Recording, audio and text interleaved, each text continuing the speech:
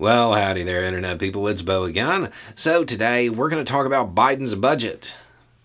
We're going to talk about what's in it, and then we're going to talk about what it really is.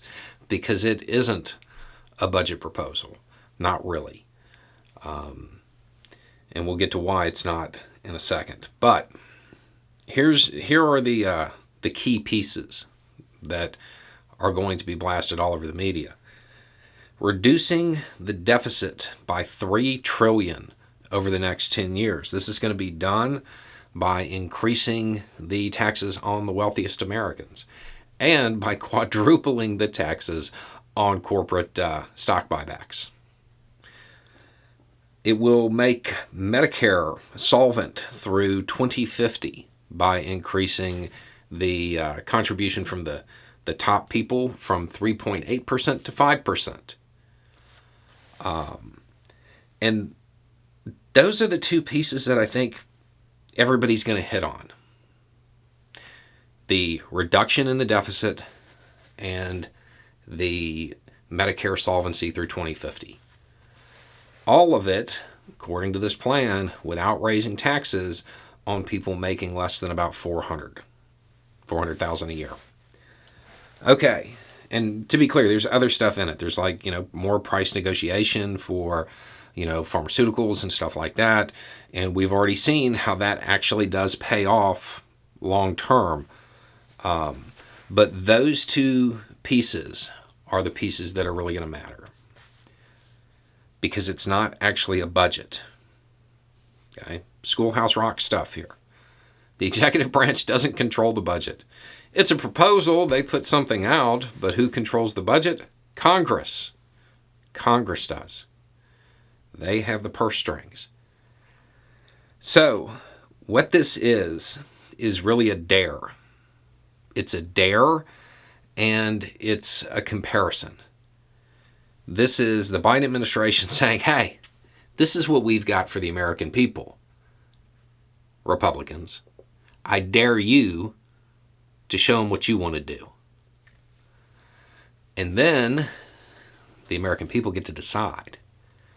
There will be tons of discussion about it once Republicans release whatever they plan on releasing. At this point, they have talked themselves into a really difficult position because there's no way they are going to get to the numbers necessary to make all of this posturing make any sense. They're running the risk of ruining the entire economy for talking points that realistically they're not going to get to because the methods in which they could get to it, they've taken them off the table, or McConnell over in the Senate has already told them that's not going to fly. So they are going to have to settle for something less than a balanced budget. Because of that, the debt ceiling debate, all of this brinksmanship, it's pointless. It is pointless. If they're not going to a balanced budget, it doesn't matter. Everything's a show. It's just something to entertain their less informed base. The less informed members of their base. That's all it is. It's talking points for them, and the Republicans in the House know they probably won't see through it.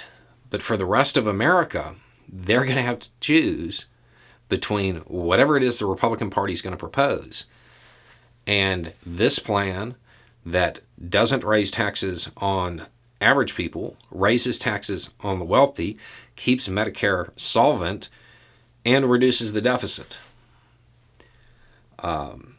It's a show. It's one of these moments where Biden is literally saying, okay, here are my cards. Let's see yours. And he is banking on the fact that Republicans aren't going to be able to put something together that's better than this. And he might be right. As far as the reception from the average American, he very well might be right.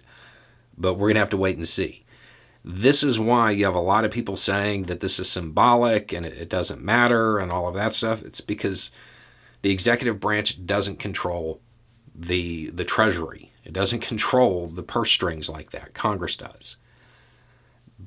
But it's not necessarily pointless. It's a political maneuver to get the Republican Party to show their work. Let's see the math, guys. It's really what it's about. Anyway, it's just a thought. Y'all have a good day.